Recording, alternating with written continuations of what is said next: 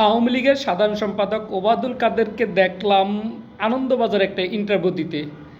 সেখানকার যে হেডলাইনটা, সেই হেডলাইনটা আমার খুব কেমন যেন লাগলো। তিনি হেডলাইন করেছেন যে আওয়ামী লীগের সাধারণ সম্পাদক এই যে 5ই আগস্টের আগে তিনি কিছু গোয়েন্দার বা কোনোভাবে তিনি জানতেন না যে আওয়ামী লীগ পতন হবে বা আওয়ামী লীগের এই অবস্থা হবে।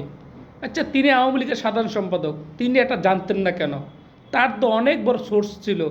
তার সোর্সগুলো কীভাবে তিনি কাজে লাগিয়েছেন? তিনি কি আসলে কাজে লাগিয়েছেন, নাকি তিনি অন্যদিকে জ্ঞানী ছিলেন, নাকি তার আওয়ামী লীগের সাধারণ সম্পাদক হওয়ার মতো যোগ্যতা ছিল না? আচ্ছা, আপনি কি মনে করেন, যদি একটা আওয়ামী লীগের মতন একটা দলের সাধারণ সম্পাদক হয়, এরকম মুহূর্তে তার কাছে তথ্য থাকবে না? তথ্য না থাকার কারণ কি? তিনি অবশ্যই সে বিষয়ে জ্ঞান রাখেননি। তার অবস্থা কী ছিল তখন?